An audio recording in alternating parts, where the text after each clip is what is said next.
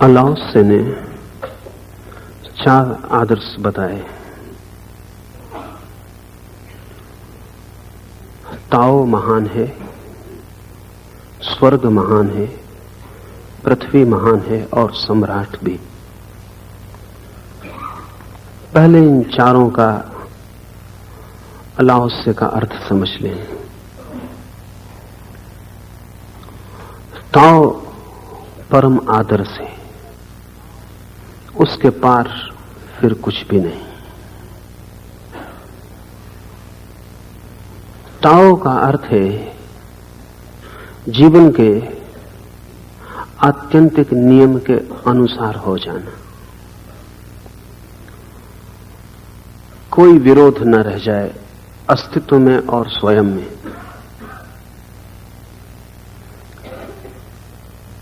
हमारा जीवन जैसा है, प्रतिपल विरोध है। हम जीते कम, जीवन से लड़ते ज्यादा हैं। जीवन हमारे लिए एक संघर्ष है, एक स्ट्रगल है, एक छीना झपटी है, एक प्रसाद नहीं, एक अनुकंपा नहीं, एक द्वंद्व है। जो भी हमें पाना है वो हमें छीनना है, झपटना है। अगर हम न झपटे न छीने तो खो जाएगा। और हमें लगता है ऐसा कि जो जितना छीन लेते हैं उतना ज्यादा पा जाते हैं, और जो खड़े रह जाते हैं, छीनते नहीं, संघर्ष नहीं करते, युद्ध में नहीं उतरते, वे हार जाते हैं। लाओसे की दृष्टि बिल्कुल विपरीत है। लाओसे कहता है जो छीनेगा, झपटेगा, वो और कुछ भला पाले जीवन से वंचित रह जाएगा। धन पाले, यश पाले, पद पाले, लेकिन जीवन से वंचित रह जाएगा। और जब कोई जीवन को चुका के पद पा लेता है तो उससे दयनीय कोई भी नहीं होता। और जब जीवन की कीमत पर कोई धन कमा लेता है तो उससे ज्यादा दरिद्र कोई नहीं होता। और जो जीवन को बेच के यश कमाता है, आखिर में पाता है हाथ में राख के सिवाय कुछ भी नहीं। अंततः जीवन के मूल्य पर कुछ भी पाया गया सिद्ध नहीं होता, खोया गया सिद्ध होता है। लाओसे कहता है जीवन को पाना हो तो छीना झपटी उसका उपाय नहीं है। फिर क्या उपाय है? उपाय है ताओ के अनुकूल होते चले जाना। उपाय है जीवन की वो जो सरिता है, जो धारा है, उसमें तैरना नहीं बल्कि बहना, उससे लड़ना नहीं, उसके साथ एक हो जाना, और वो सरिता जहां ले जाए वहीं चले जाना। क्योंकि जिनका जीवन पर भरोसा नहीं है उनका फिर किसी चीज पर भरोसा नहीं हो सकता। जीवन आपको जन्म देता है, जीवन आपकी श्वास है, जीवन आपके हृदय की धड़कन है। अगर आपका जीवन पर भी भरोसा नहीं है, जिससे आपके हृदय धड़कता है और जो आपके खून में बहता है और जो आपकी श्वास में सरकता है, अगर उस पर भी भरोसा नहीं है तो फिर आपका किसी पर भरोसा नहीं हो सकता। अगर लाओसे को हम समझें तो लाओसे के लिए श्रद्धा का यही अर्थ है। यह अर्थ बड़ा गहरा है। जीवन के प्रति भरोसा, ट्रस्ट इन लाइफ। लाओसे नहीं कहता ईश्वर में विश्वास करो। ईश्वर का हमें कोई पता भी नहीं है, और जिसका पता ही नहीं है उसमें विश्वास कैसे होगा? और होगा भी तो झूठा होगा।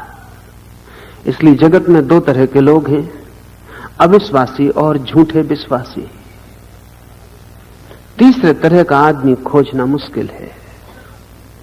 और अविश्वासी ज्यादा ईमानदार हैं झूठे विश्वासियों से, क्योंकि अविश्वासी आज नहीं कल विश्वास पर पहुंच भी सकता है, लेकिन झूठे विश्वासी कभी विश्वास पर नहीं पहुंच सकते। क्योंकि झूठे विश्वासियों को तो यह ख्याल है कि उनमें श्रद्धा है ही। जिस ईश्वर को आप जानते नहीं उसमें श्रद्धा हो नहीं सकती। कितना ही झुठलाएं और कितना ही समझाएं अपने को, कितना ही अपने ऊपर सिद्धांतों का आवरण ओढ़ें और कितना ही अपने हृदय को दबाएं और कितनी ही अपनी बुद्धि को कहें कि संदेह मत उठा, लेकिन जिसे आप जानते नहीं हैं उस पर आपकी श्रद्धा हो नहीं सकती। श्रद्धा आप कर सकते हैं लेकिन श्रद्धा हो नहीं सकती। गहरे में अश्रद्धा मौजूद ही रहेगी, केंद्र पर अश्रद्धा मौजूद ही रहेगी, और परिधि की श्रद्धा का कोई भी मूल्य नहीं जब तक कि आत्मगत न हो, जब तक कि भीतर तक उसका तीर प्रवेश न कर जाए, जब तक आपके भीतर ऐसी कोई जगह न रह जाए जहां तक श्रद्धा प्रविष्ट न हुई हो, सब कुछ श्रद्धा से भर जाए, रोआ रोआ प्राणों का, संदेह की एक जरा सी सुविधा न रह जाए, तब तक श्रद्धा का कोई मूल्य नहीं। हम श्रद्धा के वस्त्र ओढ़े हुए होते हैं, आत्मा हमारी अश्रद्धा की होती है। इसलिए आस्तिक से आस्तिक आदमी को थोड़ा खरोंचे तो अश्रद्धा निकल आएगी। जिंदगी में खरोंच कभी कभी अपने आप लग जाती है और अश्रद्धा निकल आती है। दुख आता है और आदमी कहने लगता है ईश्वर का भरोसा डगमगा गया, खरोंच लग गई,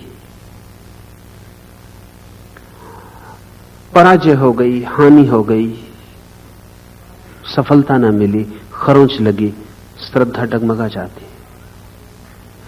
और इसी कारण जिनको हम श्रद्धालु कहते हैं वे श्रद्धा के संबंध में बात करने से भी भयभीत होते हैं। नास्तिक से चर्चा करने में भी उनकी आत्मा थर्राती है। क्या डर हो सकता है नास्तिक से आस्तिक को? यह बड़े मजे की बात है कि नास्तिक आस्तिकों से चर्चा करने में नहीं घबराते, आस्तिक नास्तिकों से चर्चा करने में घबराते हैं। निश्चित ही नास्तिक की अश्रद्धा आस्तिक की श्रद्धा से ज्यादा मजबूत मालूम होती। नास्तिक का संदेह ज्यादा प्रमाणिक मालूम होता है आस्तिक के विश्वास से, और कोई छोटा सा नास्तिक भी आपकी आस्तिकता को हिला दे सकता है। सच यह है कि आप आस्तिक हैं नहीं। आस्था इतनी सस्ती नहीं, मां के साथ दूध पीने में नहीं मिलती, न मां के खून से आती, न समाज के शिक्षण से मिलती, न धर्मशास्त्रों से मिलती। आस्था इतनी सस्ती बात नहीं। और हम एक ऐसा असंभव कृत्य करने में लगे हैं हजारों वर्ष से, उस पर श्रद्धा करना चाहते हैं जिसे हम जानते ही नहीं। और तर्क हमारा बड़ा मजेदार है। जिसे हम जानते नहीं उस पर हम श्रद्धा इसलिए करना चाहते हैं ताकि हम उसे जान सकें। आस्तिक लोगों को समझाते हुए सुनाई पड़ते हैं कि अगर श्रद्धा करोगे तो ही जान पाओगे, और मजा यह है कि श्रद्धा बिना जाने हो नहीं सकती। ये सारा भवन ही बेबुनियाद है, जानकर ही श्रद्धा हो सकती है, न जाने तो संदेह बना ही रहेगा। संदेह का मतलब ही इतना है, अगर हम गहरे में खोज करें तो संदेह का मतलब ही इतना है कि आपको पता नहीं है, इसलिए संदेह है। संदेह अज्ञान है, इसलिए अज्ञान में श्रद्धा तो हो ही नहीं सकती। और अगर अज्ञान में भी श्रद्धा हो जाए तो इसका मतलब हुआ कि फिर ज्ञान में भी संदेह हो सकता है। अज्ञान में अगर श्रद्धा हो सकती तो फिर ज्ञान में क्या होगा? फिर ज्ञान के लिए कुछ बचा ही नहीं। अज्ञान के साथ होता है संदेह।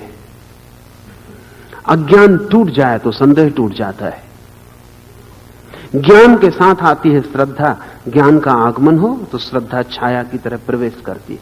इसे हम ऐसा समझें कि संदेह भीतर के अज्ञान का सिर्फ संकेत है, सूचक है।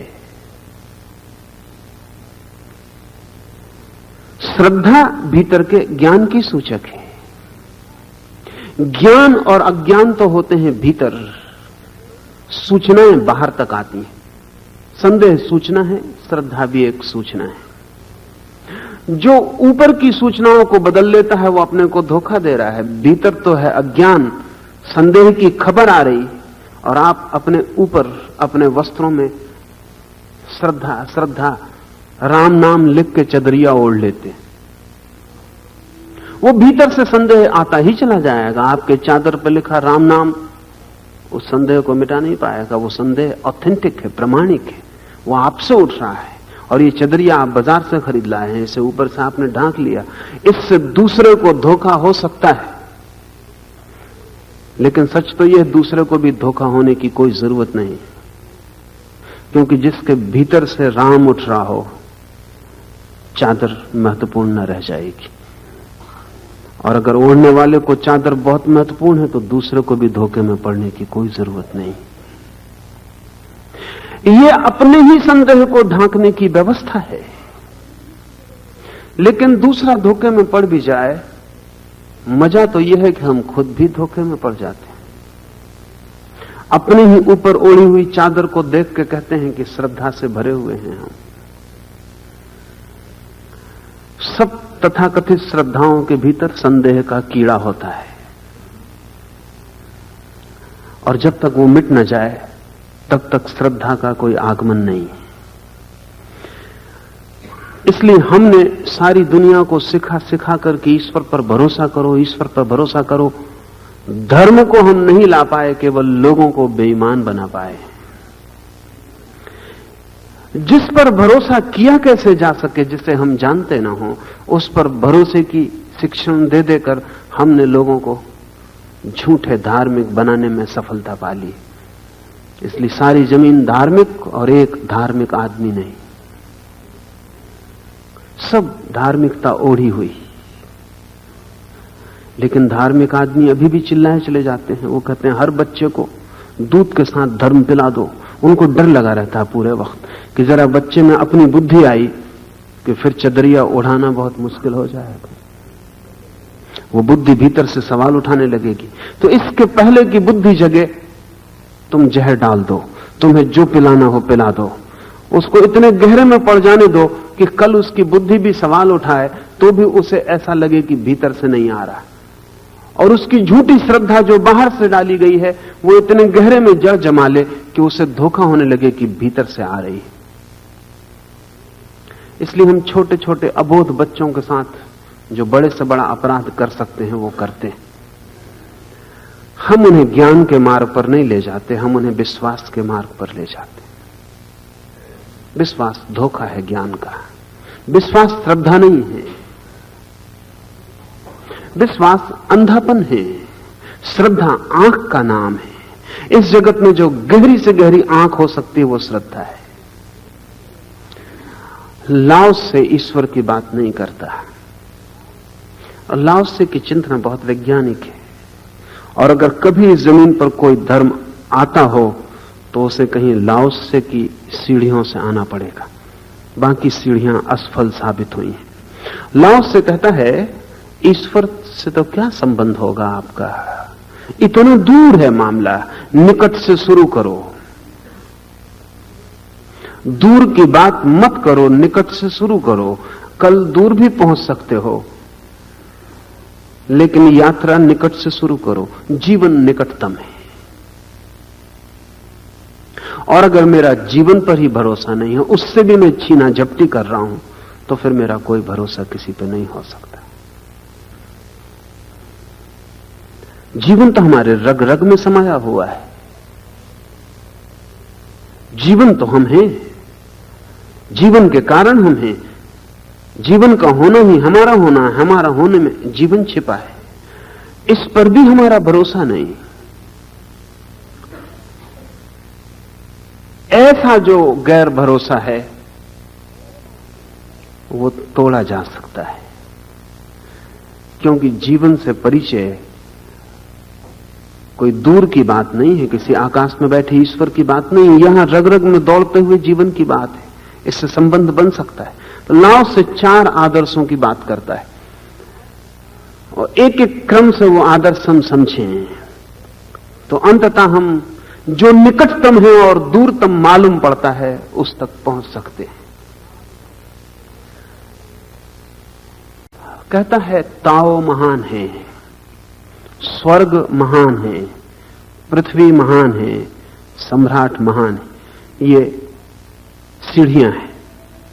ताओ है श्रेष्ठतम, अंतिम,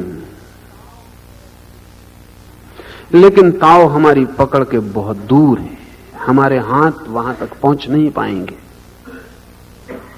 यद्यपि वो हमारे हाथों के भीतर भी छिपा है, लेकिन ये उस दिन की बात है जब हमारी पहचान हो जाएगी उससे। अभी तो ताओ बहुत दूर है। दूसरी सीढ़ी पर लाओस से लगता है स्वर्ग। स्वर्ग का अर्थ है आनंद का सूत्र, स्वर्ग का अर्थ है महासुख। ताओ तो हमारे लिए दूर है, लेकिन सुख आनंद उतना दूर नहीं। उसकी थोड़ी सी भनक कभी हमारे कान में पड़ी, कभी अचानक सुबह आंख खुली है और आकाश में आखिरी तारा डूबता हुआ देखा है और कोई चीज हृदय के भीतर कंपित हो गई है, वो स्वर्ग है। कभी काले बादल आकाश में घिरे हैं और झील के किनारे उनकी छाया झील में बन गई है और आपके भीतर भी कोई प्रतिबिंबित हो उठा एक क्षण को कि अंधेरी रात में, अमावस में, रात की सांसें आपके हृदय को स्पर्श कर गई है। कोई वीणा भीतर किसी तार पर चोट पड़ गई क्षण भर को। ऐसे क्षण शायद जीवन में 10-5 हों। उन क्षणों में हमें स्वर्ग की जरा सी झलक मिलती है। किसी के प्रेम में क्षण भर को सब भूल गया है जगत, और वो प्रेम का क्षण ही शाश्वत होकर ठहर गया है। घड़ी बंद हो गई, समय रुक गया और लगा सब खो गया है। बस प्रेम की एक, शायद उस क्षण के लिए हम सब दान कर सकते हैं, सब खोने को तैयार हो सकते हैं। ऐसे कुछ क्षण आकस्मिक हमें स्वर्ग की झलक मिलती है। झलक कह रहा हूं, स्वर्ग का हमें पता नहीं है, स्वर्ग भी हमसे बहुत दूर है। स्वर्ग से, लाओस से का अर्थ है आनंद का सूत्र।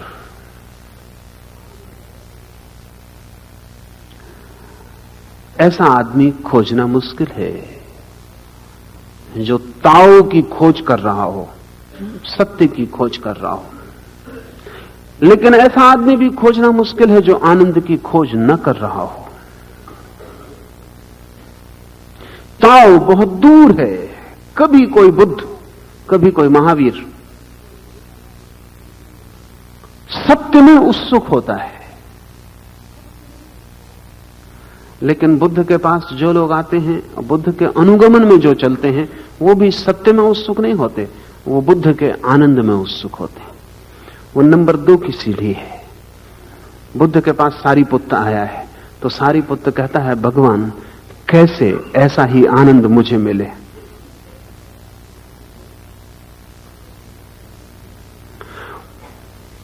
बुद्ध जब तलाश कर रहे थे गुरु की, तब वो अनेक गुरुओं के पास गए हैं,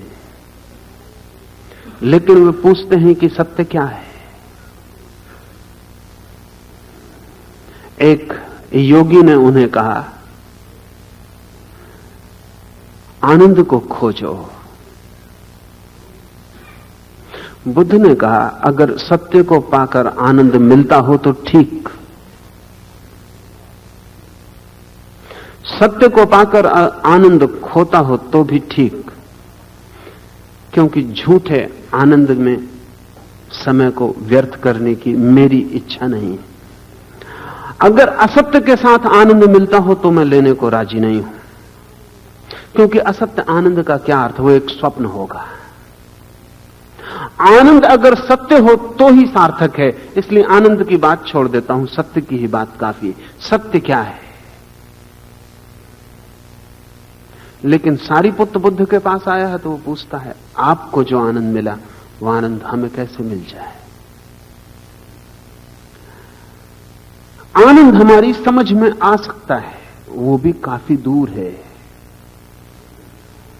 और जब भी हम आनंद की बात करते हैं तो हमारा मतलब सुख होता है, आनंद नहीं होता।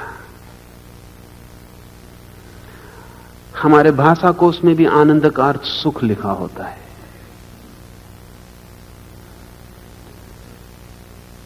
सुख सिर्फ आनंद की झलक है, आनंद नहीं। जैसे आकाश में चांद हो और झील में हमने चांद को देख लिया हो, तो जो झील का चांद है वो सुख है और आकाश का जो चांद है वो आनंद है। लेकिन झील के चांद का क्या है, जरा सा एक कंकड़ पड़ जाए झील में, छार छार हो जाएगा, वो चांद टुकड़े टुकड़े होकर बिखर जाएगा। एक छोटा सा कंकड़ उस चांद को मिटा देगा। एक मछली की छलांग और झील का दर्पण कब जाएगा, वो चांद खंड खंड हो जाए। हमारा सुख ऐसा ही है, जरा सा कंकड़ सब छार छार हो जाते, जरा सी एक मछली की छलांग सब टूट जाता है और हम छाती पीटते रह जाते हैं कि सब सुख हो गया। सुख हमारा आनंद की झलक है, प्रतिबिंब है।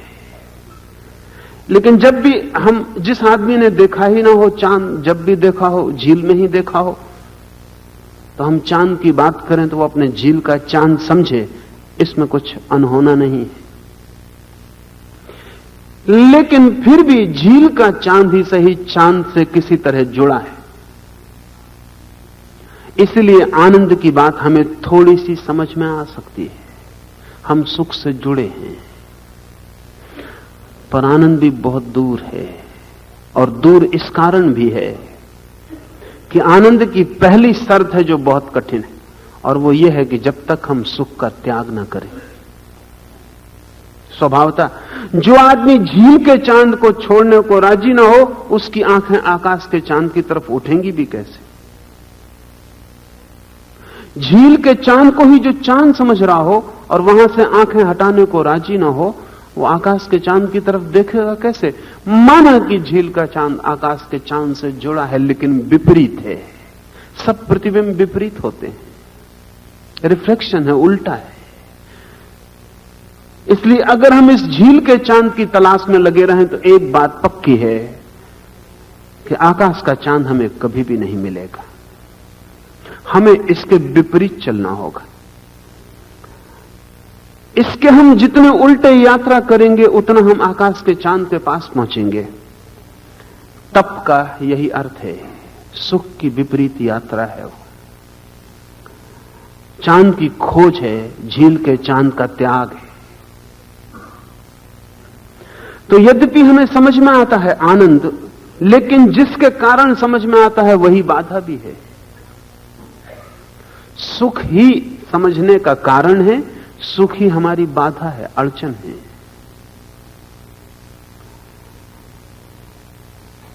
आनंद को पाना हो तो सुख छोड़ना पड़े। दुख को हम सब छोड़ना चाहते हैं। बड़े मजे की बात है, दुख को हम छोड़ना चाहते हैं और दुख हमें कभी नहीं छोड़ता। सुख को हम पकड़ना चाहते हैं और सुख को हम कभी पकड़ नहीं पाते।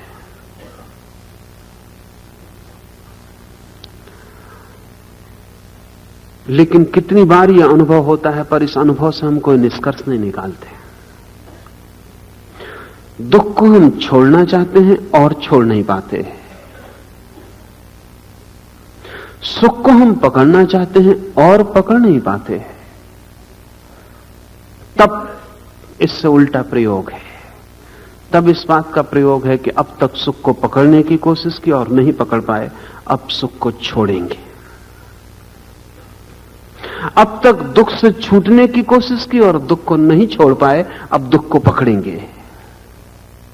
और बड़े मजे की बात है कि जैसे सुख को पकड़ने से सुख नहीं पकड़ में आता, दुख पकड़ने से दुख पकड़ में नहीं आता। और जैसे दुख को छोड़ने से दुख नहीं छूटता, वैसे ही सुख को छोड़ने से सुख नहीं छूटता है। असल में जिसे हम पकड़ना चाहते हैं वही छूट जाता है, और जिसे हम छोड़ देते हैं वह हमारे पकड़ के भीतर आ जाता है। लेकिन ये उल्टा नियम अनेक अनेक बार अनुभव में आने पर भी हम कभी इसका विज्ञान नहीं बना पाते। वही विज्ञान धर्म है। सामान्य आदमी के अनुभव में और वैज्ञानिक के अनुभव में इतना ही फर्क है। आपको अनुभव होते हैं, अनुभव आणविक रह जाते हैं। एक अनुभव, दो अनुभव, तीन अनुभव, वैज्ञानिक बुद्धि 3 अनुभव के बीच जो सार सूत्र है उसको खोज लेती है, अनुभव को छोड़ देती है। जिंदगी में मुझे 1000 अनुभव हों, लेकिन उनकी राशि इकट्ठी करता चला जाऊं, आणविक राशि हो, सब पर लगा दूं 1, 2, 1000 अनुभव हुए, लेकिन 1000 अनुभव जिस नियम के कारण हो रहे हैं उसका अगर पता न लगा पाऊं तो मैं खोजी नहीं हूं। वैज्ञानिक बुद्धि का इतना ही अर्थ है कि 1000 जो अनुभव हुए उनका सार सूत्र हम खोज लें। न्यूटन के पहले भी वृक्ष से फल जमीन पर गिरता था, और सेव का फल बड़ा पुराना इतिहास है उसका। आदम को भी ईव ने जो पहला फल तोड़ के दिया था वो सेव का फल था। तो आदम के जमाने से लेके सदा सेव का फल जमीन पर गिरता रहा, लेकिन गुरुत्वाकर्षण का नियम न्यूटन निकाल पाया। फल रोज गिरते थे, हजारों लोगों ने फलों को गिरता देखा, यह अनुभव नियम नहीं बन पाया। लेकिन न्यूटन ने पहली दफा पूछा कि फल नीचे ही क्यों गिरता है। यह पागलपन का सवाल है। वैज्ञानिक हमेशा पागलपन का सवाल पूछते हैं, सामान्य आदमी नहीं पूछते, इसलिए सामान्य आदमी रह जाते हैं। यह बिल्कुल पागलपन का सवाल है न्यूटन का, यह पूछना कि फल नीचे ही क्यों गिरता है। हम बुद्धिमान लोग कहते हैं कि तुम्हारी बुद्धि तो ठीक है, फल नीचे गिरता ही है, बात खत्म हो गई, इसमें और क्या पूछने का है। लेकिन न्यूटन ने कहा कि सभी फल नीचे गिरते हैं, जरूर नीचे गिरने में कोई राज होना चाहिए, जमीन खींचती है, नहीं तो फल नीचे नहीं गिर सकते। तो जमीन के खींचने का नियम, फिर सब फल बेकार हो गए, गिरे हो न गिरे हो, पत्थर गिरे हो न गिरे हो, सब खत्म हो गए। सब गिरने के सब अनुभवों में से एक सार ग्रेविटेशन का, गुरुत्वाकर्षण का हाथ में आ गया। धर्म भी एक विज्ञान है अंतस जीवन का। जितना सुख को पकड़ो पकड़ में नहीं आता, जितना दुख से भागो भाग नहीं पाते, दुख को छोड़ो छूटता नहीं, सुख को पकड़ो पकड़ में नहीं आता। कितने कितने जन्मों का आदमी का अनुभव है, लेकिन वही हम कभी पूछते नहीं कि इसके पीछे कारण क्या होगा। क्या बात है कि जिसे पकड़ते हैं वो पकड़ में नहीं आता और जिसे छोड़ते हैं वो छूटता नहीं। छोड़ने की कोशिश निमंत्रण मालूम पड़ती है, छोड़ने की कोशिश बुलावा है, पकड़ने की कोशिश मालूम होता है जिसे हम पकड़ना चाहते हैं उसे रिपेल करती, उसे हटाती। इसे जीवन में जरा चेष्टा करके देखें। किसी को भुलाना चाहते हैं मन से, जितना बुलाएंगे उतना मुश्किल हो जाएगा, जितना बुलाएंगे उतनी याद आएगी। भुलाने की कोशिश भी एक ढंग की याद है। बैठे हैं आंख बंद करके बुला रहे हैं, मगर बुलाना भी याद करना है। तो जिसे बुलाना चाहते हैं वो भूलता नहीं।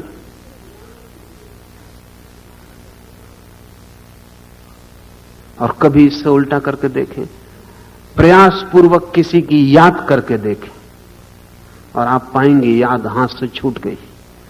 आंख बंद कर लें, जिस चेहरे को आप खूब प्रेम करते हैं उसे पूरी तरह याद करें, पूरा एकाग्र करें, सारी ताकत लगा दें कि वो चेहरा कैसा है। पहली दफा आपको पता चलेगा आपके खुद के प्रेमी या प्रेसी का चेहरा आपकी याद में नहीं पकड़ता। आप चकित हो जाएंगे कि जो चेहरा इतना निकट है, जो सपनों में छाया रहता है, वो इस भांति क्यों खो गया है। अपनी मां का चेहरा भी याद करना आसान नहीं है कोशिश से। कोशिश करके देखेंगे तब आप पता चलेंगे कि खो गया चेहरा, रेखाएं डगमगा जाएंगी, धुंधला हो जाएगा, चेहरा खो जाएगा। जिसकी चेष्टा से याद करेंगे वो खो क्यों जाता है? शायद आपकी चेष्टा विकर्षण बन जाती है। जिसको चेष्टा से आप बुलाना चाहते हैं वो याद क्यों आ जाता है? कोई विपरीत नियम काम कर रहा है, लॉ ऑफ रिवर्स इफेक्ट काम कर रहा है, विपरीत परिणाम आ जाते हैं। इसको जो समझ लेगा वो फिर दुख को हटाना ना चाहेगा, वो फिर सुख को बुलाना ना चाहेगा। और जो दुख को हटाता नहीं और सुख को बुलाता नहीं, वो आनंद में प्रवेश कर जाता है। आनंद का मतलब ही है अब दुख आते नहीं, सुख जाता नहीं। आनंद का मतलब ही इतना है कि अब दुख आते नहीं, सुख जाता नहीं। लेकिन ये एक बहुत कीमिया है, एक अल्केमी है, एक भीतरी रसायन है। हम अपने ही हाथों नियम के विपरीत चल के दुख निर्मित करते हैं और हम अपने ही हाथों नियम के विपरीत चल के सुख को नष्ट करते हैं। अगर हम आदमियों को देखें और उनकी जिंदगी में झांकें तो हर आदमी अपने लिए दुख के गड्ढे खोद रहा है। हर आदमी, उसको जरा भी पता नहीं कि वो क्या कर रहा है, वो गड्ढे खोद रहा है। जब वो गड्ढे में गिरता तब उसको पता चलता है और तब वो चिल्लाता है कि न मालूम किस दुष्ट ने ये गड्ढा खोद दिया है। हर आदमी दुख को बुला रहा है और हर आदमी सुख को तोड़ रहा है, और जब उसका सुख खंड खंड होकर बिखर जाता है तब वो छाती पीटता है कि कौन दुश्मन मेरे पीछे पड़ा है।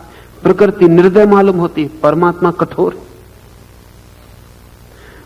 लेकिन आप इस गहरे नियम को समझ लें और तो आप जो गड्ढे अपने लिए खोदते हैं वो बंद हो जाएंगे और अपने हाथ जो आप सुख की प्रतिमा खंडित करते हैं वो बंद हो जाएगी।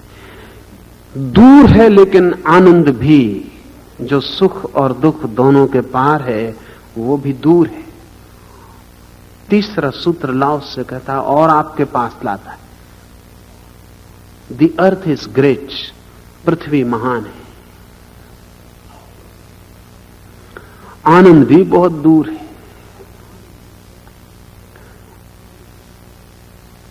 पृथ्वी से अर्थ सुख का है, आनंद बहुत दूर है, उस तक भी हम नहीं जा सकते। पृथ्वी बहुत ग्रास, पृथ्वी का मतलब है बहुत स्थूल, सूक्ष्म है आनंद तो सूक्ष्मतम है। पृथ्वी है पदार्थ, ठोस है, सुख को हम पकड़ पाते हैं। सुख स्थूल है और हमारी आंखों में आ जाता है, हमारे हाथों में आ जाता है, हमारे जाल में पड़ जाता है। लेकिन सच में क्या सुख भी हमारे हाथ में पड़ पाता है? थोड़ा गौर से देखें तो पड़ता हुआ मालूम पड़ता है, कभी पड़ नहीं पाता, बस करीब करीब होता है, कभी हम पा नहीं पाते उसे भी। सुख भी हमारी आशा है, अनुभव नहीं। कठिन होगी बात, हम सबको ये तो ख्याल होता है, इसमें भी बड़ा भरोसा रहता है कि कम से कम सुख का तो अनुभव है, न सही आनंद का। सुख का भी हमें अनुभव नहीं है, सिर्फ आशा है। सुख हमेशा कल मिलने वाला होता है, आज कभी नहीं मिलता। करीब करीब होता है, पहुंचे पहुंचे, ऐसा लगता है बस क्षण भर की देरी और है कि पहुंचे जाते हैं। लेकिन कभी आपने ख्याल किया कि जब भी आप पहुंचते हैं हताशा हाथ लगती, निराशा हाथ लगती। जिसे चाहा था, जिसे सोचा था, जिसे खोजा था, वो हमेशा डिसअपॉइंटिंग, हमेशा अपेक्षा तोड़ने वाला सिद्ध होता है। सब सुख डिसइल्यूजनमेंट सिद्ध होते हैं, जाके भ्रम टूट जाता है। कितनी आशा की थी कि मित्र घर आ रहा है, पता नहीं कितना सुख होगा, और फिर मित्र आ जाता है और कहीं कुछ नहीं होता। फिर घड़ी दो घड़ी व्यर्थ की बातें करके कि कैसे हो कैसे नहीं हो,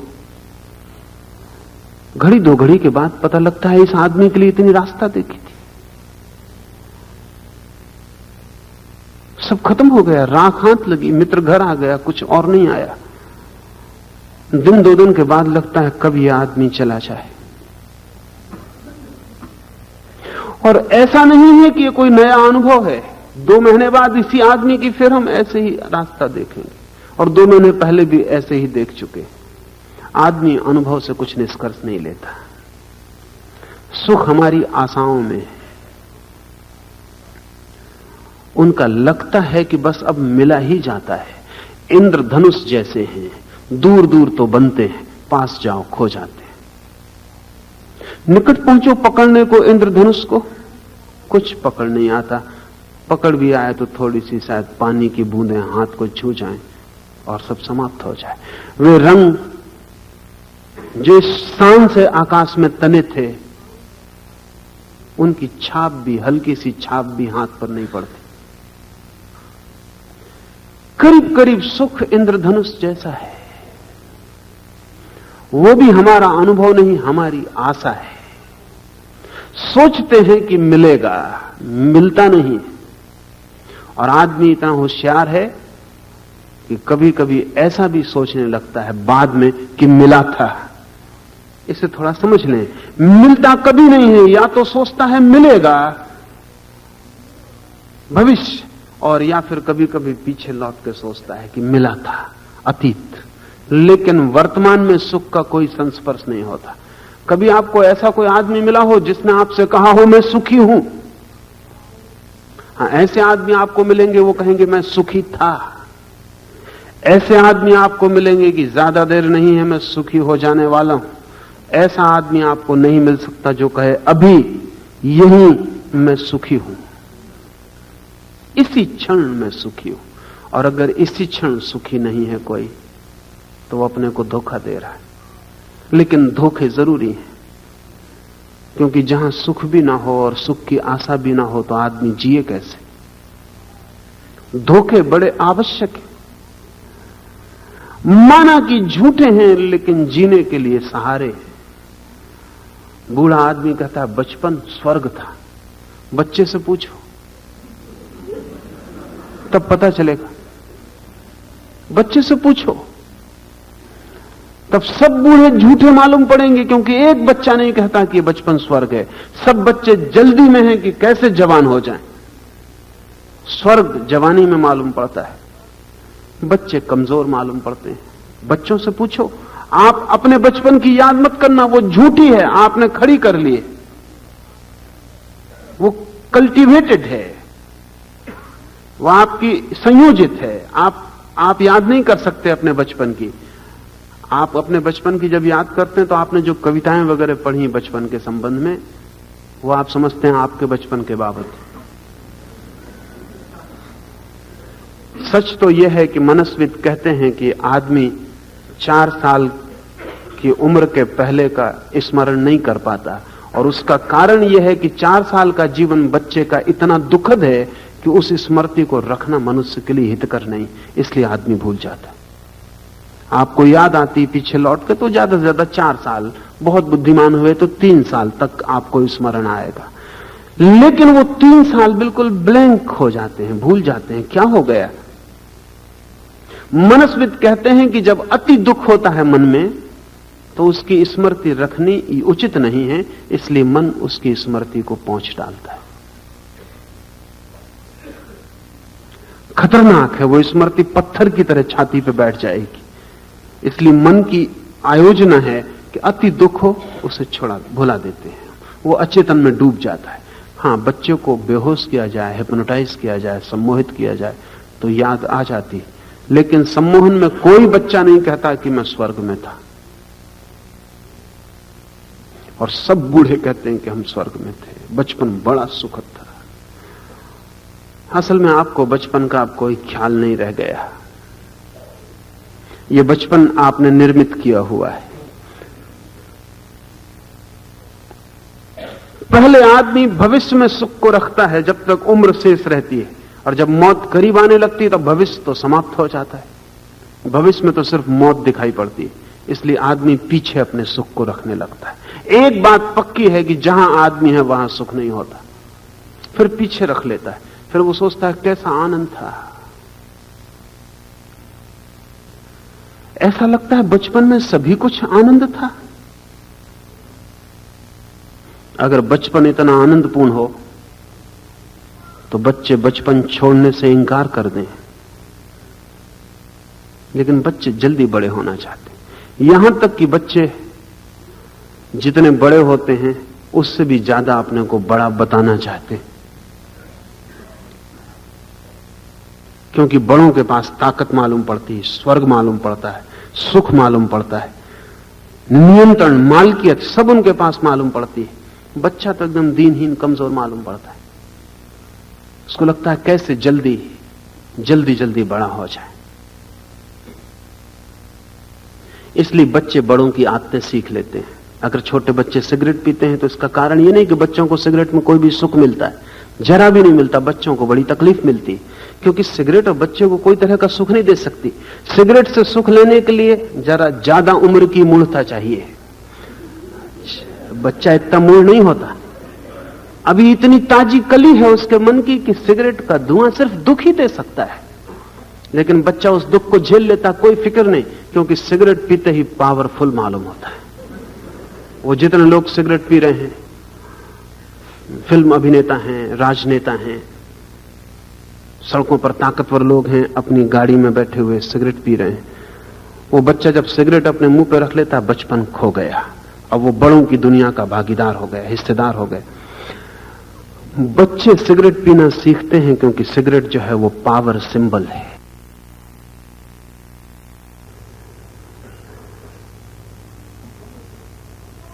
अनेक बच्चे हैं, मनस्विद उनके बाबत जानकारी रखते हैं, जो जाके जल्दी दाढ़ी मूछ बढ़ाना चाहते हैं। पिता घर न हो तो उनके रेजर का उपयोग करके जल्दी किसी तरह दाढ़ी मूछ आ जाए।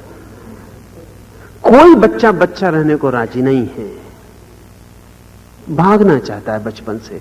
स्कूल कारागृह से ज्यादा नहीं मालूम होता। शिक्षक समाज में सबसे बड़े चुने हुए दुष्ट मालूम पड़ते हैं, और ये ख्याल बच्चों का कुछ दूर तक सही भी हो सकता है, क्योंकि मनोवैज्ञानिक कहते हैं कि शिक्षक होने की जिनमें वृत्ति होती है वो असल में डोमिनेट करना चाहते हैं, वो लोगों पर रुआब बांधना चाहते हैं। इसलिए कम तनख्वाह में भी शिक्षक राजी रहता है। कोई, क्योंकि जो रस मिल रहा है वो बहुत दूसरा है। वो किसी हिटलर, किसी नेपोलियन से कम नहीं अपनी क्लास में। सारी दुनिया का सम्राट मालूम होता। बच्चों से अगर उनके दुख कभी पूछे जाएं तो बूढ़ों को यह भ्रम छोड़ देना पड़ेगा कि बचपन एक स्वर्ग था, जहां 24 घंटे प्रतन्नता अनुभव होती है। ये मत करो, ये मत करो, ये मत करो। जहां मां बाप मत करो में इतना रस लेते मालूम पड़ते हैं कि कई बार तो माताएं ये भी फिक्र नहीं करती कि बच्चा क्या कर रहा है, उसके पहले ही कहती मत करो।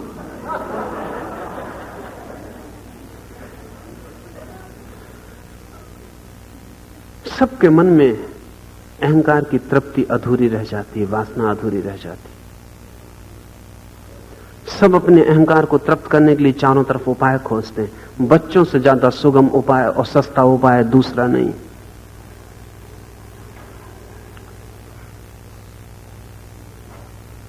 एक स्त्री के पास 4-8 बच्चे हैं तो फिर समझो कि उसके अहंकार को अब इससे ज्यादा और पुष्टि का कोई दूसरा उपाय नहीं। पुष्ट हो जाएगा उसका अहंकार। हर चीज में आखिरी वचन उसका है।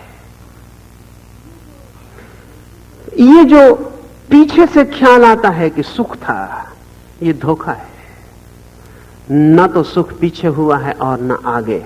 सुख होता है सदा अभी, और जो उसकी कला जानता है वह अभी सुखी होता है। वान गाग से कोई पूछ रहा है कि तुम्हारा सबसे श्रेष्ठ चित्र कौन सा है, तो वान गाग ने कहा ये जो मैं अभी पेंट कर रहा हूं। वो जो पेंट कर रहा था यही। वो आदमी 15 दिन बाद वापस आया देखने कि अब ये क्या कहता है। तब वान गाग दूसरा चित्र पेंट कर रहा था। और उस आदमी ने पूछा कि तुम्हारा श्रेष्ठतम चित्र? उसने कहा यही। वैन गॉग का ये प्रश्न उत्तर सुन के उस आदमी ने कहा, लेकिन 15 दिन पहले वो दूसरा चित्र जो पूरा हो गया, तुमने उसके बाबत कहा था। वैन गॉग ने कहा, वो गए जमाने की बात हो गई, उससे क्या लेना देना। मैं अभी सुखी हूं।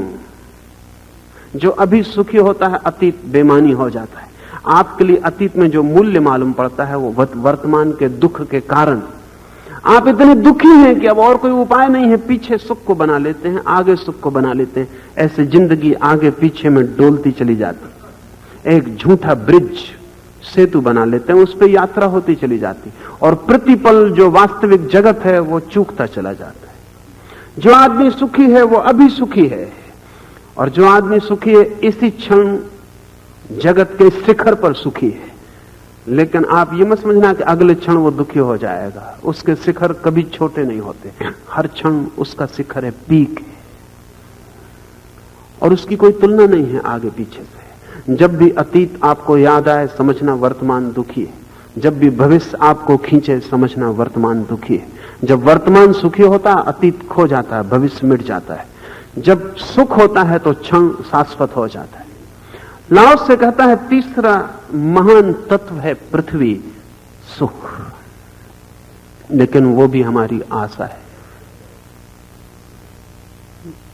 वो भी हमें कामना है मिले, वासना है मिले।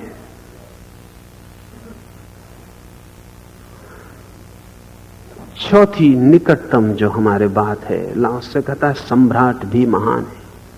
सम्राट लाओ से के लिए अहंकार का प्रतीक है, ईगो का। ताओ बहुत दूर, आनंद भी काफी दूर, सुख भी मिला मिला मालूम पड़ता, मिलता नहीं। लेकिन हर आदमी अपने को सम्राट तो मानता ही है, ये मिला हुआ है। हर आदमी सम्राट तो है ही, चाहे प्रजा कोई भी ना हो, इससे कोई बहुत फर्क नहीं पड़ता। राजा होने के लिए राज्य का होना जरूरी नहीं है, लेकिन हर आदमी अपने भीतर राजा तो है ही। और हर आदमी छोटी मोटी किंगडम भी बना ही लेता है। सड़क पर जो भिखारी है उसका भी अपना राज्य, उसकी भी टेरिटरी है। उसकी टेरिटरी में दूसरा भिखारी नहीं प्रवेश कर सकता, उसकी अपनी सीमाएं। दंगा फसाद हो जाए, वो भिखारी नहीं है एकदम, उसकी भी अपनी सीमाएं, राज्य। नंगे से नंगा खड़ा आदमी भी किसी छोटे मोटे राज्य का राजा है। हमारे निकटतम जो बात है वो है अहंकार। ये हमें मिला हुआ है, इसमें हम जीते हैं, इसमें ही हम जिए चले जाते हैं। अहंकार का मतलब क्या है? सम्राट का मतलब क्या है? अहंकार का मतलब है मैं केंद्र हूं सारे अस्तित्व का। चांद तारे मेरे लिए घूमते हैं, हवाएं मेरे लिए बहती हैं, नदियां मेरे लिए दौड़ती हैं, पशु पक्षी मेरे लिए गीत गाते हैं। जो कुछ भी हो रहा है कहीं मैं केंद्र हूं, मेरे लिए हो रहा है। जिस दिन मैं नहीं उस दिन सब बिखर जाएगा। जिस दिन मैं नहीं था उस दिन कुछ भी नहीं था। जिस दिन मैं मरूंगा, मैं नहीं मरूंगा, अस्तित्व समाप्त हो जाएगा, प्रलय हो जाएगी।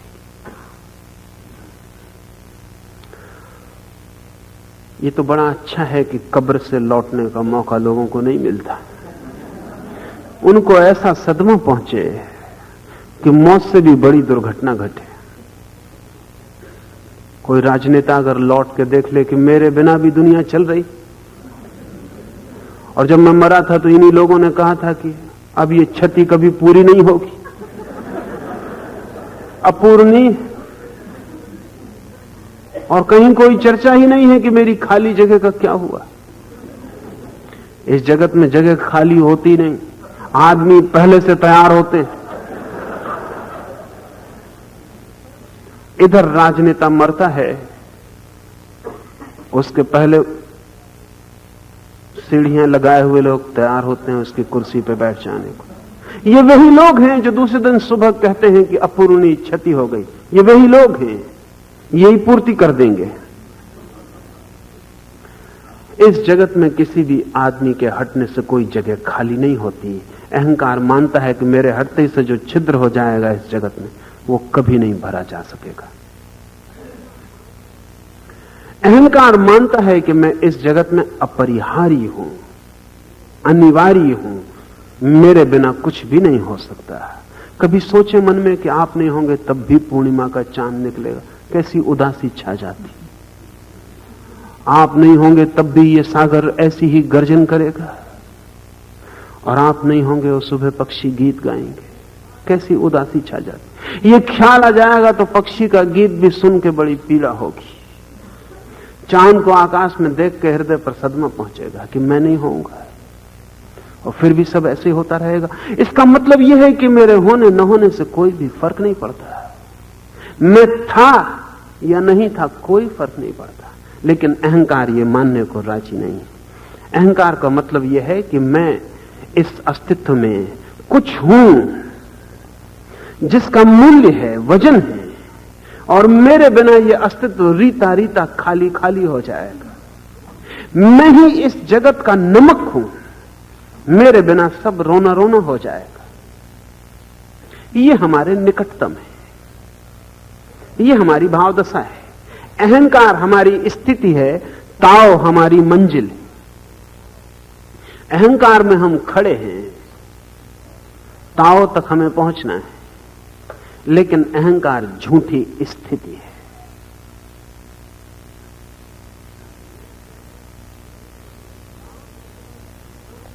लाओ से कहता है ब्रह्मांड के ये 4 महान हैं, साथ कहता और सम्राट भी उनमें एक है। इसे भी गिना देना जरूरी है, क्योंकि इसके बिना फिर हम यात्रा शुरू ना कर पाएंगे। इसलिए कहता है सम्राट भी उनमें एक है। हम यहीं खड़े हैं, ये हमारी स्थिति है। लेकिन महान कहना अहंकार को जरा हैरानी की बात मालूम पड़ेगी। ताओ को महान कहना समझ में आ सकता है, अहंकार को महान कहना, लेकिन इसे थोड़ा समझ लें। अहंकार भी महान है इस अर्थों में कि उसकी भी कोई सीमा नहीं है, और कितना ही बड़ा हो जाए कोई तृप्ति नहीं है, और कुछ भी पाले कभी आप्तकाम नहीं होता, भरता नहीं। दुष्पूर है, इस अर्थ में महान है। ऐसा एबिस, ऐसी खाई है कि जिसमें कितना ही डालते चले जाएं कोई अंतर नहीं पड़ता। अहंकार निगेटिव अर्थ में महान है, नकारात्मक अर्थ में महान है। झूठ है इसलिए असीम है, सत्य इसलिए असीम है कि असीम होना उसका स्वभाव है। झूठ इसलिए असीम होता है कि वो है ही नहीं। जो है ही नहीं उसकी सीमा कैसे होगी? जो नहीं है वो असीम होता है, जो है वो भी असीम होता है, लेकिन जो है उसकी असीमता विधायक होती है, जो नहीं है उसकी असीमता नकारात्मक होती। इसलिए नहीं गिनना चाहता है लाओस से, फिर भी गिनता है, कहता है और सम्राट भी उनमें से एक है। ये 4 हैं महान तत्व, और ये अहंकार भी उनमें से एक है। आज तक किसी का अहंकार भर नहीं पाया, कभी भरेगा भी नहीं, कोई उसके भरने का उपाय भी नहीं है। आप उसको जितना दें उतनी उसकी मांग बढ़ जाती है। मांगना उसका स्वभाव है, जितना आप उसको देते हैं उतना उसका स्वभाव और मांगता चला जाता है। मजे की बात है, अहंकार को जो मिल जाता है वो व्यर्थ हो जाता है, और जो नहीं मिलता वही सार्थक होता है।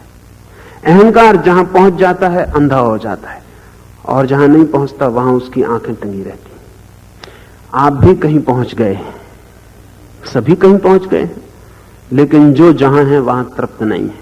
अगर आप डिप्टी मिनिस्टर हैं तो परेशान, जब नहीं थे तब भी परेशान थे, तब सिर्फ एमएलए थे। जब एमएलए नहीं थे तब भी परेशान थे, तब एक साधारण नागरिक थे। साधारण नागरिक से बड़ी चेष्टा की, बड़ी एमएलए हो गए। सोचा था सब भर जाएगा, जाके पाया एमएलए होना भी कोई होना है जब तक कि डिप्टी मिनिस्टर ना हो जाए। फिर डिप्टी मिनिस्टर, बड़ी दौड़ धूप, बड़ी मेहनत, डिप्टी मिनिस्टर हो गए। अब मिनिस्टर, डिप्टी मिनिस्टर हो गए हैं, उपमंत्री हो गए हैं, लेकिन अब मिनिस्टरशिप नहीं दिखाई पड़ती, सिर्फ डिप्टीशिप खटकती। वो जो डिप्टी है वो अखरता है, मन को चोट देता, कीले की तरह चुभता है कि डिप्टी होना भी कोई होना है, कम से कम मिनिस्ट्री तो चाहिए।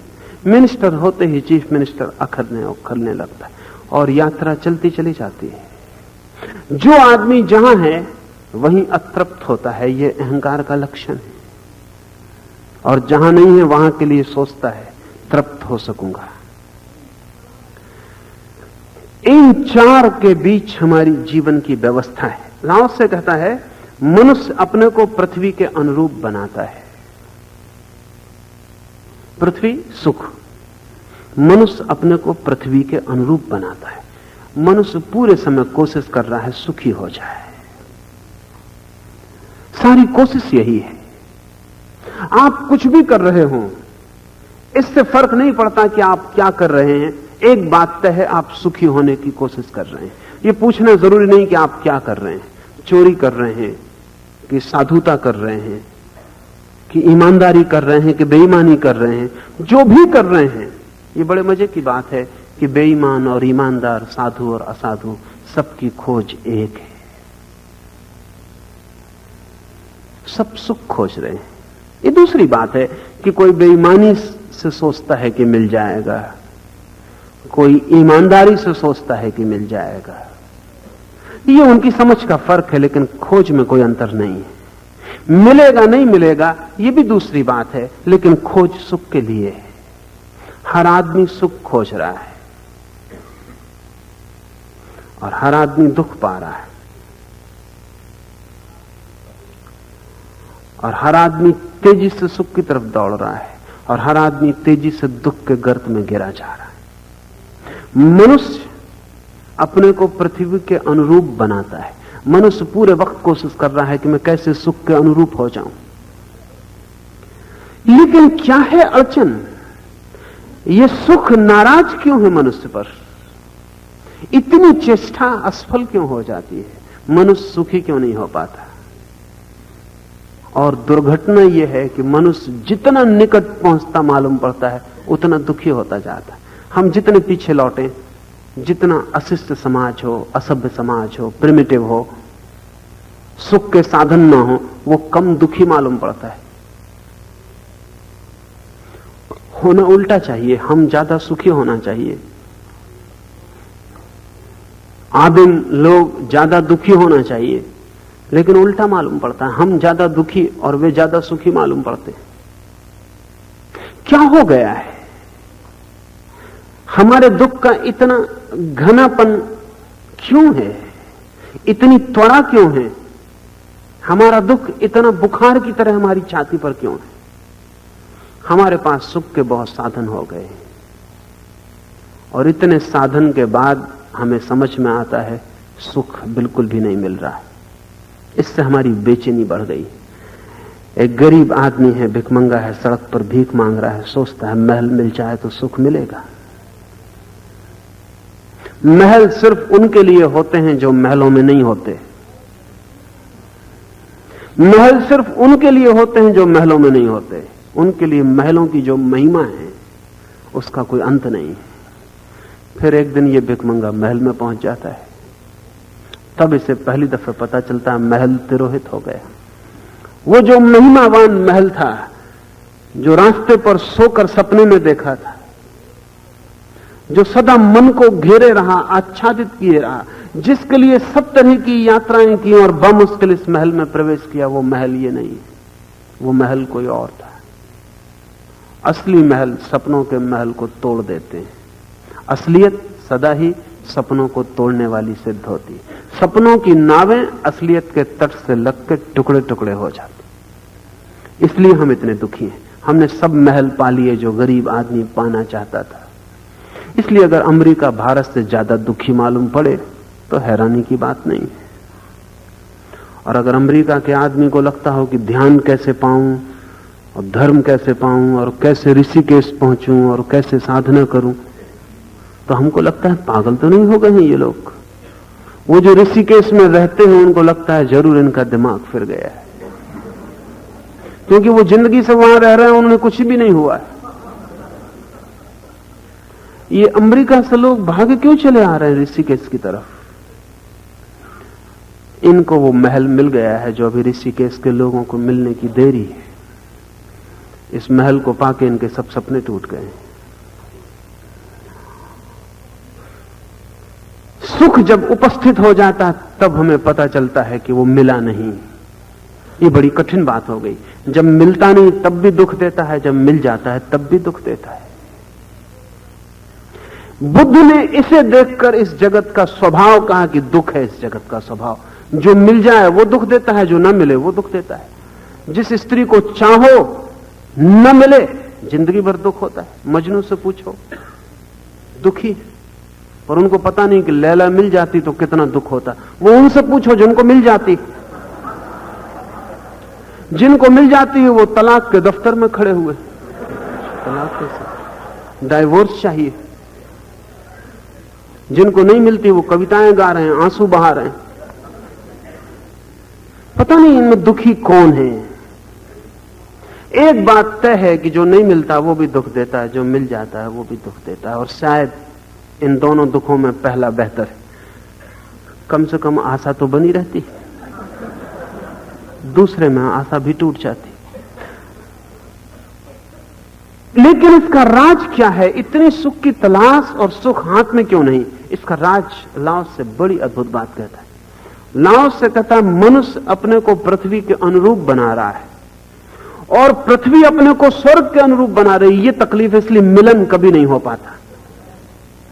आप जिसके पीछे दौड़ रहे हैं वो किसी और चीज के पीछे दौड़ रहा है, वो आपकी तरफ दौड़ ही नहीं रहा, इसलिए आप तकलीफ में हैं।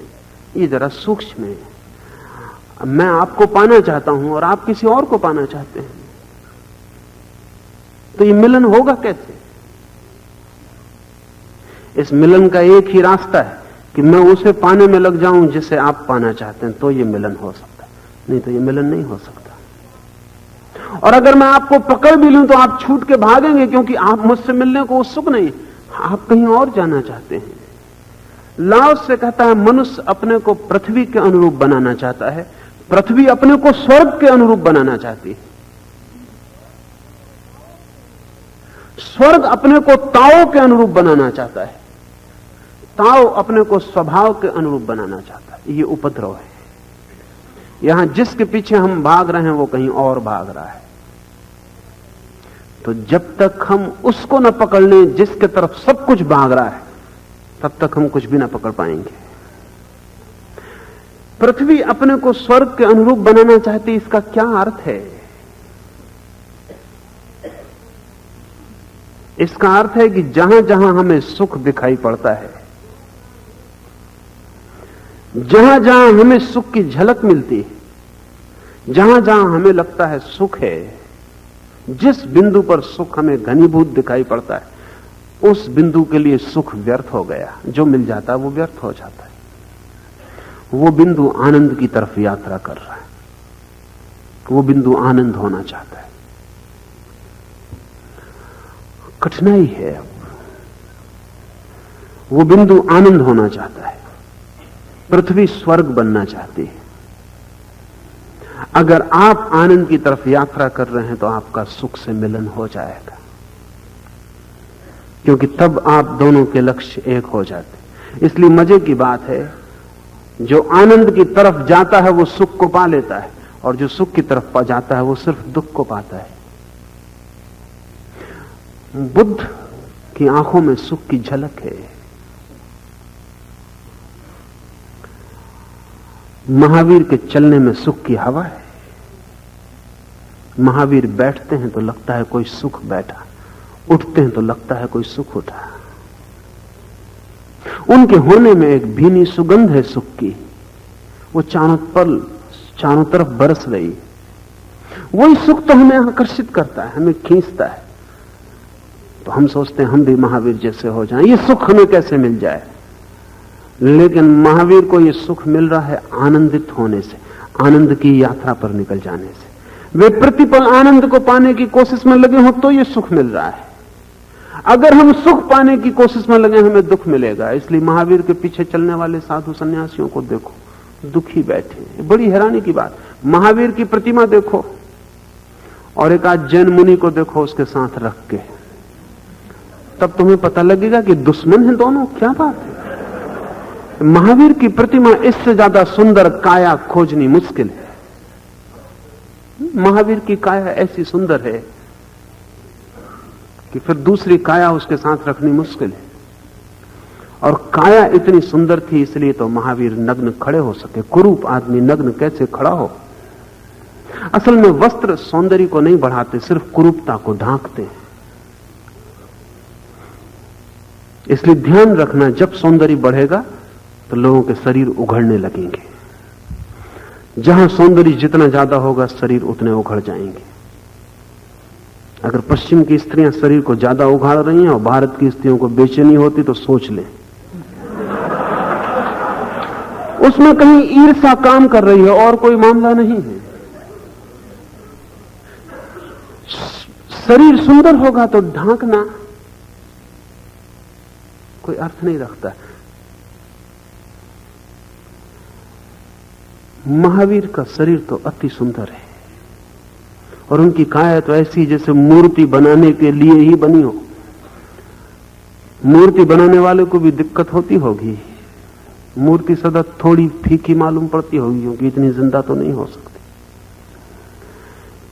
ये एक तरफ महावीर है, इसकी श्वास श्वास में सुख है, और दूसरी तरफ उनको पीछे चलने वाला साधु है। वो जितना उपवास कर करके शरीर को सुखा सुखा के पीला पड़ता जाता है, जितना वो पीला पीतल जैसा लगने लगता है, वैसा उसके भक्त कहते हैं कि कैसे तप की आभा प्रकट हो रही।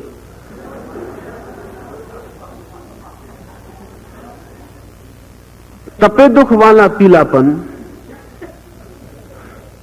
स्वर्णिम मालूम पड़ता है।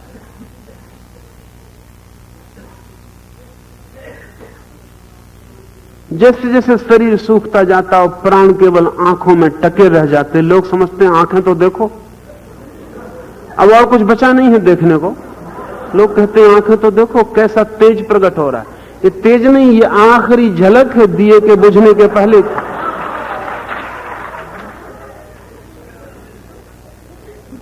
महावीर के पास एक सुख है, एक छाया है, जैसे बरगद के नीचे छाया होती, वैसी उस छाया के पास कोई आए तो जैसे दूर की थकी यात्रा का थकान मिट जाए।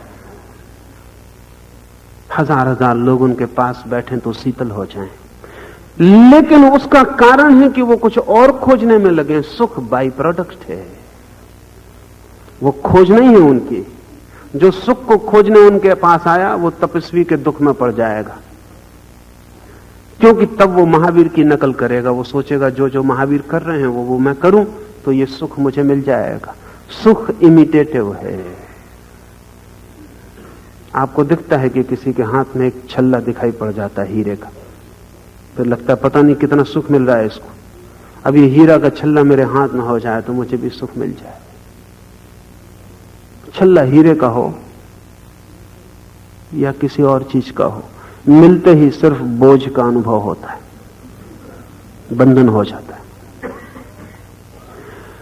महावीर कुछ और खोज रहे हैं। जहां जहां हमें झलक दिखाई पड़ती है, अगर आपको रात के सन्नाटे में सुख की झलक दिखाई पड़ती है तो उसका अर्थ है रात किसी अपने से बड़े सूत्र के साथ एक हो गई है।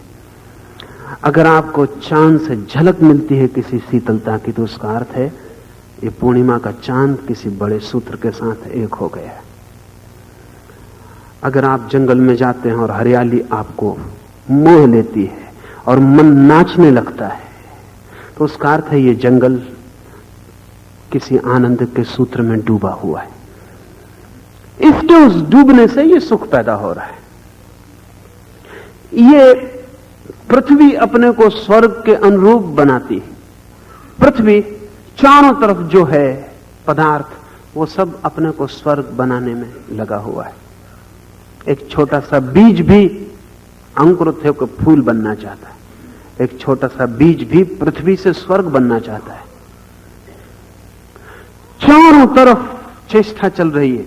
आदमी पृथ्वी के अनुरूप बनाने की कोशिश में ही भटकता है, लेकिन पृथ्वी भी स्वर्ग को उपलब्ध हो नहीं पाती। फूल खिलते हैं और मुरझाते हैं, चांद पूरा हो जाता है और फिर घटने लगता है। यहां कोई चीज शाश्वत नहीं हो पाती। पृथ्वी भी अपने को स्वर्ग बना नहीं पाती, क्योंकि स्वर्ग अपने को ताओ के अनुरूप बना रहा है। स्वर्ग भी किसी और की तलाश में। हमें स्वर्ग का कोई पता नहीं, इसलिए मुश्किल होगा। पृथ्वी तक समझ आसान है कि पृथ्वी भी स्वर्ग बनना चाहती है। इसलिए कहीं कहीं कश्मीर में हम कहते हैं पृथ्वी का स्वर्ग। कुछ खिल गया है, झीलें, आकाश, पहाड़, पर्वत, वृक्ष, सब में कोई चीज खिल गई है। कुछ जो पृथ्वी के दूसरे हिस्सों में मुरझाई है, तो लगता है कि यहां स्वर्ग है। वो झलक है एक, लेकिन स्वर्ग का हमें कोई पता नहीं। पृथ्वी भी स्वर्ग को उपलब्ध हो नहीं पाती, सिर्फ कोशिश करती रहती है पाने की, क्योंकि स्वर्ग ताओ के अनुरूप होना चाह रहा है। समझने के लिए ऐसा ख्याल कर लें कि जिसे हम जानते हैं ये अस्तित्व का अंत नहीं है। जिस पृथ्वी को हम जानते हैं ये जीवन की समाप्ति नहीं है।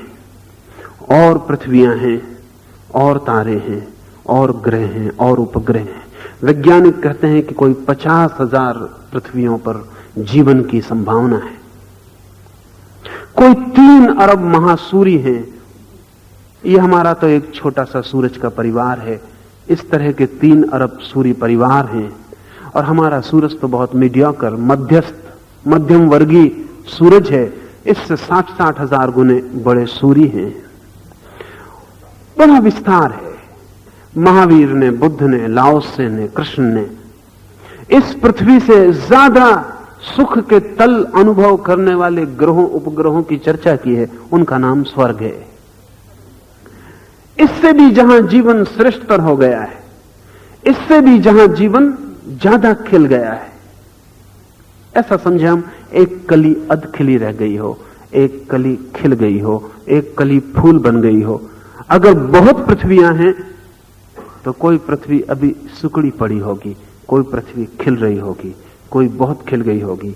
कहीं चेतना ने नए आयाम पा लिए होंगे। स्वर्ग का मतलब इतना है, ऐसी पृथ्वियां, ऐसे जीवन के तल इस ब्रह्मांड में जहां सुख उपलब्ध हो गया है, जहां सुख स्थिति बन गई है। यहां दुख स्थिति है, सुख आशा है, वहां सुख स्थिति बन गई है।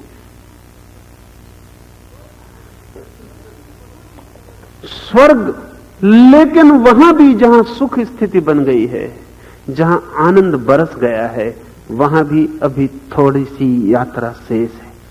क्योंकि जब तक हम कहते हैं मैं आनंदित हूं, तब तक भी मैं और आनंद में थोड़ा सा फासला बना रहता। उतना फासला भी कष्टपूर्ण है, उतने फासले में भी बेचैनी है, उतनी दूरी भी अखरती है। लाओस से कहता है स्वर्ग अपने को ताओ के अनुरूप बना रहे हैं। वे स्वर्ग भी दौड़ रहे हैं। वे उस परम नियति में प्रवेश कर जाना चाहते हैं, उस नियम के साथ एक हो जाना चाहते हैं जो सभी नियमों का आधार है। लेकिन उनकी दौड़ भी तब तक पूरी न हो पाएगी, क्योंकि ताओ भी, ये थोड़ा अंतिम कठिन बात है, ताओ भी अपने को स्वभाव के अनुरूप बनाने में लगा है। जिस ताओ की हम बात कर सकते हैं, वो ताओ वास्तविक नहीं, सिद्धांत हो जाता है।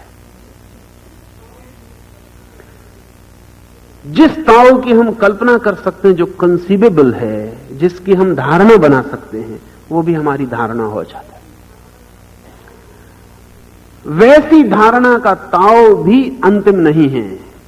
अंतिम तो वो ताओ है जहां सब धारणाएं गिर जाती हैं और सिर्फ स्वभाव, होना मात्र, जस्ट एग्जिस्टेंस शेष रह जाता है। ताओ भी सिर्फ रह जाए होने मात्र में, होना मात्र ही जहां अंत हो जाए। इसे थोड़ा समझ लें। एक अंग्रेजी में शब्द है बिकमिंग, होने की दौड़, और एक शब्द है बीइंग, होना मात्र। जब तक दौड़ है तब तक दुख है। अगर ताओ भी स्वभाव के अनुकूल होना चाह रहा है तो दुख शेष रहेगा, क्योंकि होना तो सदा भविष्य में होगा, अभी तो नहीं हो सकता, समय लगेगा, कुछ यात्रा करनी पड़ेगी। बीइंग, अस्तित्व, सत्य अभी है। मिलरेपा, तिब्बत का एक फकीर, अपने गुरु मारपा के पास गया।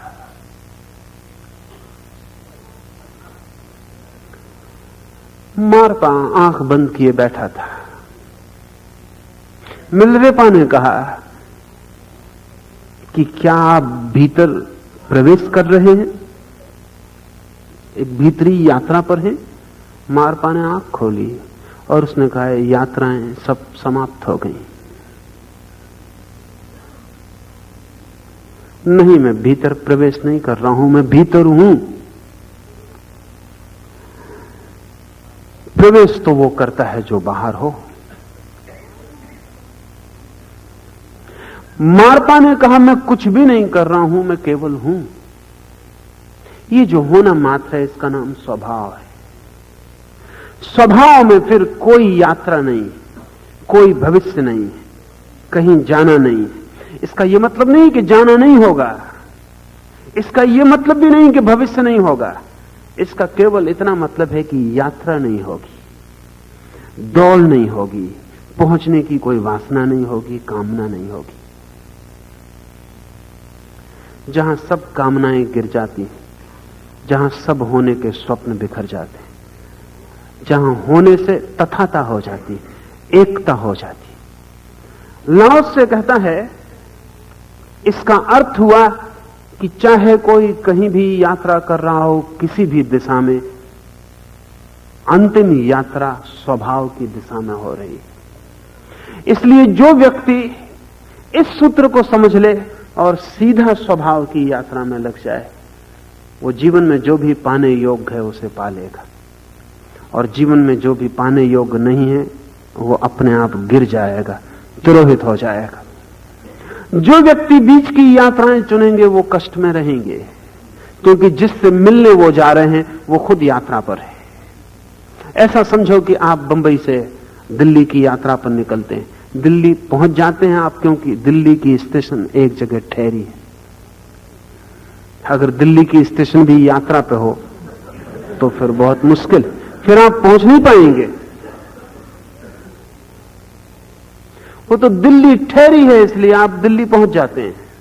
लेकिन जीवन में सब यात्रा पर है, वहां कोई ठहरा हुआ नहीं, सिर्फ स्वभाव ठहरा हुआ है। तो जो स्वभाव की तरफ जाता है वही केवल पहुंचता है, बाकी लोग भटकते हैं।